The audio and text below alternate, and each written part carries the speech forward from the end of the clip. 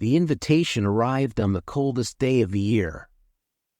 It was a strange thing, unexpected, and yet its arrival felt inevitable, like a puzzle piece sliding into place. Alexandra Hayes stood in her kitchen, reading the thick parchment card with a furrowed brow. The script was elegant, almost old-fashioned, and the ink shimmered faintly in the dim light. You are cordially invited to the reading of the last will and testament of Gertrude Elias, 13th of November, at the Elias Estate, Windward Isle. Gertrude Elias. The name stirred vague memories, a figure from Alexandra's childhood, a distant cousin of her mother who had disappeared from family gatherings before she was old enough to remember clearly. There had been talk, of course, hushed whispers about Gertrude and the decaying old mansion she lived in alone on the fog-shrouded island. No one visited Windward Isle anymore. There were rumors, and they weren't good. The island lay off the southern coast, surrounded by turbulent waters and perpetual mist, a place the locals avoided. They said the house had a dark history, cursed by tragedy. Yet here it was, calling her in the form of an invitation. It made no sense. Alexandra had never even met Gertrude. She looked out the window. Frost clung to the edges of the glass, and a gray sky pressed down on the city.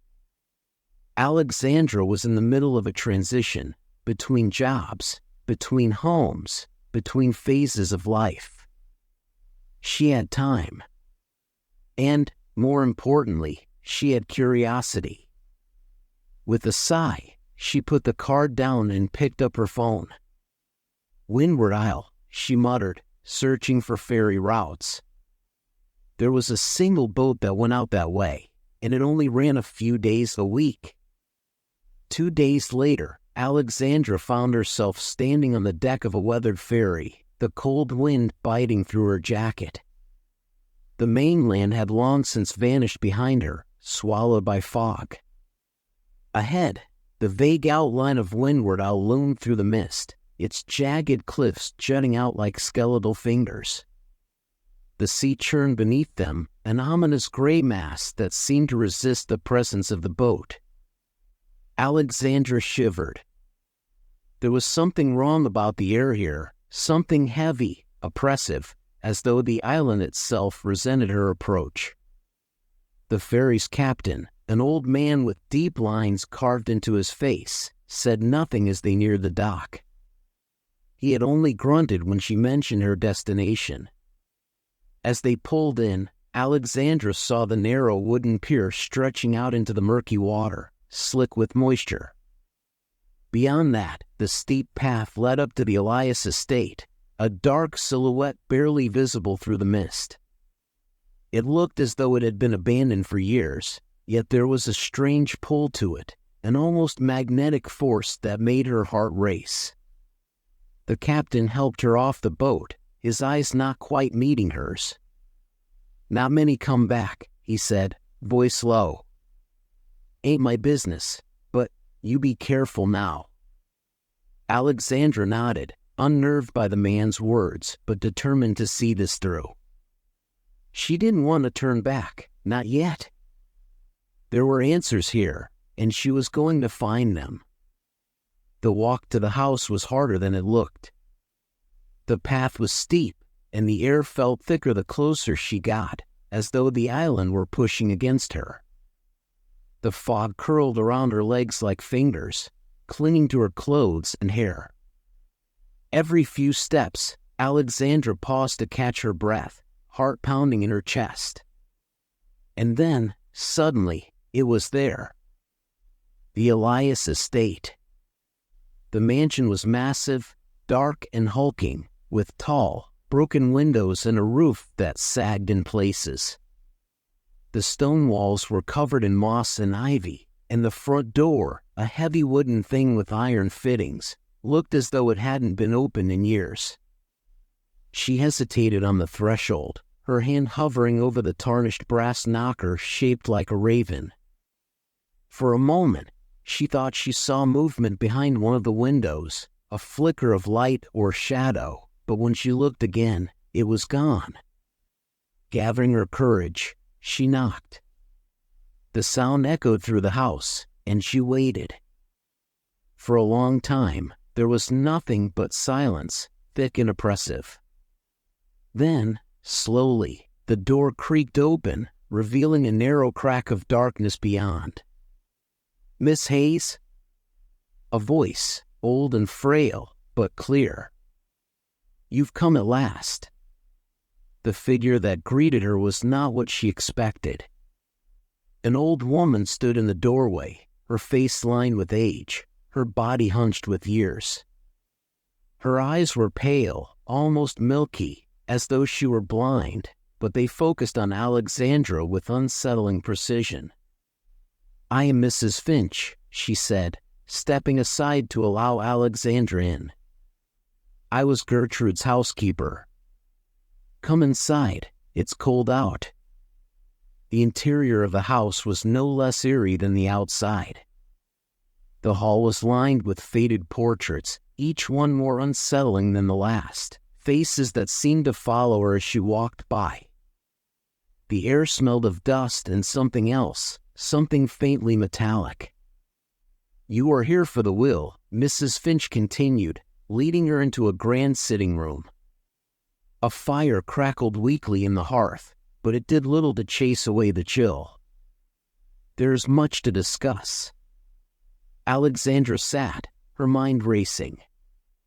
She hadn't expected this, a housekeeper, the strange sense of familiarity, and most of all, the way the house seemed to be watching her.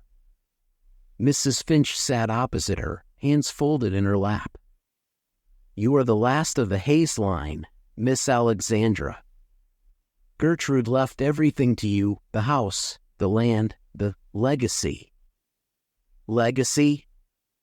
Alexandra repeated, frowning. "I don't understand." "Why me?" "I've never even met her." Mrs. Finch's pale eyes gleamed. "Because it was always meant to be you. The house chooses, and it has chosen you." As the days passed, Alexandra found herself drawn deeper into the mysteries of the Elias estate. The house was a maze of rooms, some locked, others abandoned, filled with the decaying remnants of lives long past. Each night, she heard strange sounds, whispers, footsteps, doors opening and closing on their own. The air grew colder, and the sense of being watched never left her. Mrs. Finch told her little, always speaking in riddles about the legacy and the house's will. But Alexandra knew something was wrong, something ancient and malevolent lurking beneath the surface. One night, she ventured into the cellar, a place Mrs. Finch had warned her to avoid. The stairs were steep, the air damp and cold.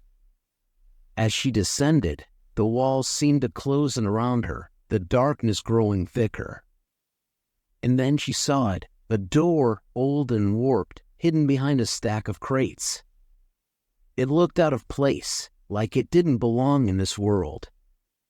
Her heart pounded as she reached for the handle, a chill racing down her spine. The door swung open easily, revealing a narrow passageway that led deeper into the earth. The smell of damp stone and decay hit her like a wave, and she hesitated, but something compelled her forward. The passage twisted and turned, leading her deeper into the bowels of the house, until at last she reached a small chamber, lit by a single flickering candle. In the center of the room stood a mirror, tall, ornate, and impossibly old. Its surface shimmered with a dark, unnatural light. And as she stepped closer, she realized with a start that her reflection wasn't her own. The reflection in the mirror was like something out of a nightmare. At first glance, it looked like Alexandra, same height, same clothes, but the face was different, subtly twisted. The eyes were sunken, dark circles beneath them, and the skin had a pallid, almost grayish hue. But it wasn't just the appearance that made Alexandra's heart race with fear. It was the way the reflection moved. It moved independently, with a kind of awareness that was unnatural, malevolent. Her breath caught in her throat as she took a step back, but the reflection didn't retreat. It stayed there, grinning at her from the other side of the glass. Who are you?" Alexandra whispered, though she didn't expect an answer. But the reflection's smile widened, stretching impossibly across its face. Then it spoke, its voice low and distorted, like a whisper carried on the wind.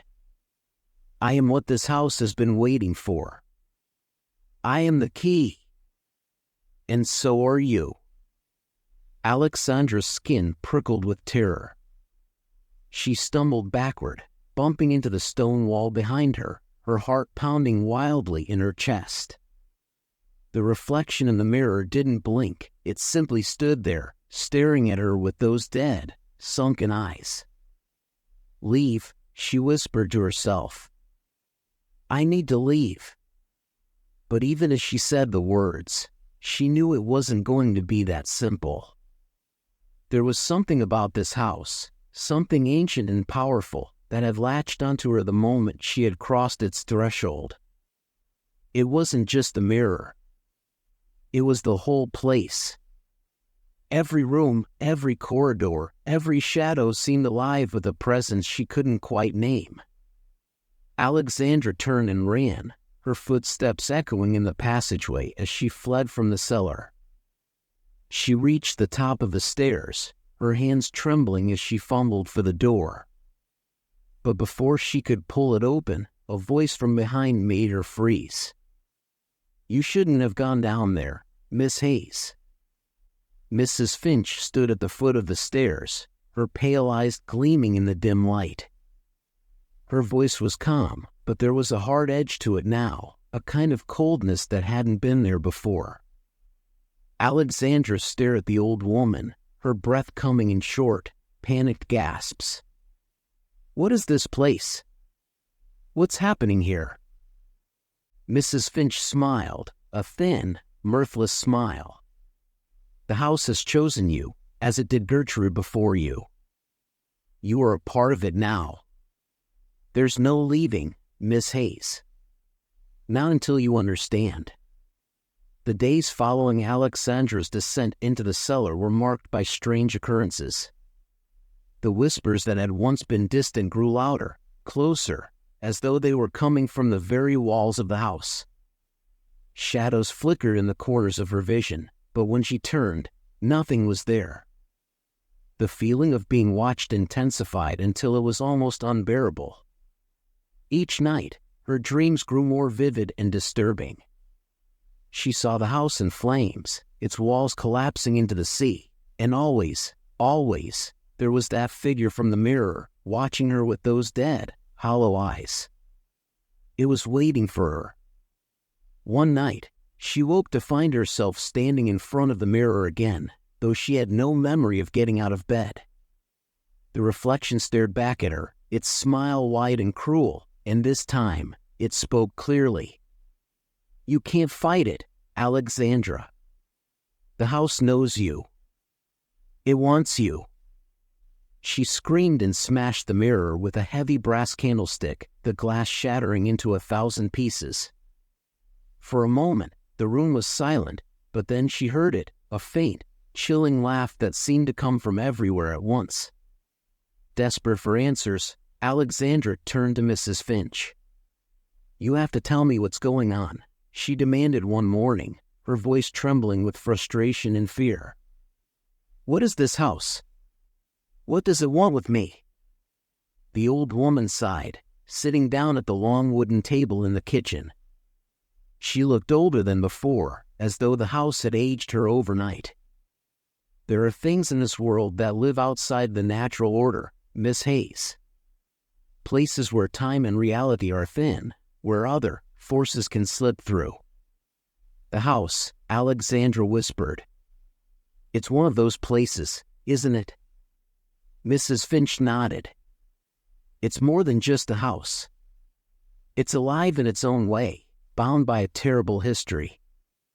The Elias family built it centuries ago, but the land it sits on, that land has been cursed for far longer than that. The house draws people to it, people like you. It binds them here. But why? Alexandra asked, her voice cracking. Why me? Because you're part of the bloodline. The house has always called to the descendants of those who built it. Your family has been connected to this place for generations, and now it's your turn. Alexandra's mind reeled. And what happens if I stay? What does the house want from me? Mrs. Finch's expression darkened. It wants you to take your place, to fulfill the legacy, to become one with it. The next night, Alexandra found herself once again standing before the mirror, but this time, it was whole, as though she had never smashed it. The reflection was there, waiting, its eyes gleaming with anticipation. You're almost ready, it whispered, its voice like ice against her skin. It's time to accept your fate. No, Alexandra said, her voice firm despite the fear gnawing at her insides. I won't let this house take me. I won't let it win.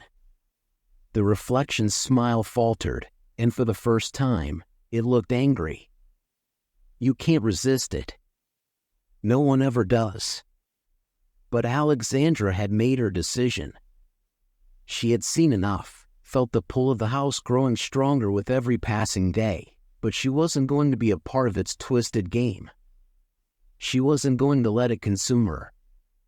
She turned away from the mirror and ran, her feet carrying her through the maze of hallways until she reached the front door. The air around her seemed to thicken, pressing against her like an invisible force, but she pushed through it, her determination stronger than her fear. The door wouldn't budge at first, as though the house itself was fighting to keep her inside. But with a final, desperate shove, it flew open, and she stumbled out into the cold night air.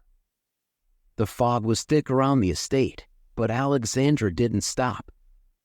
She ran, her heart pounding in her chest, until she reached the cliffs that overlooked the sea. The waves crashed below, wild and violent, and for a moment, she considered jumping anything to escape the house's reach. But then she heard a voice behind her, soft and familiar. Alexandra. She turned and saw Gertrude Elias standing there, her face pale and sad. You don't have to run, she said, her voice gentle. You can still break the cycle. You can end this. Alexandra stared at her, the weight of generations pressing down on her shoulders.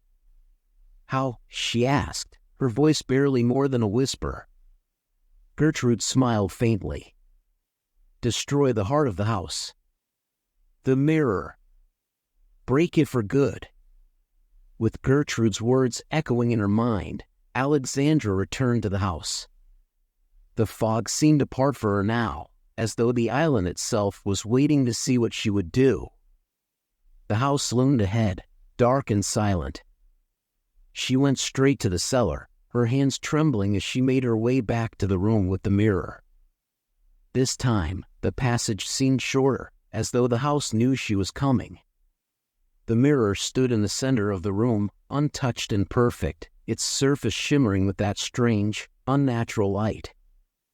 Alexandra took a deep breath and raised the hammer she had brought with her. The reflection appeared again, its face twisted with rage. No, it screamed, its voice echoing through the room. You can't do this. But Alexandra was done listening. She swung the hammer with all her strength, and the mirror shattered into 1,000 pieces, each shard catching the dim light as they scattered across the floor. For a moment, the world seemed to hold its breath. Then, slowly, the air grew lighter, the oppressive weight lifting from Alexandra's chest. The house seemed to sigh, as though it had been waiting for this release for centuries. Alexandra stood there for a long time, staring at the broken shards of the mirror.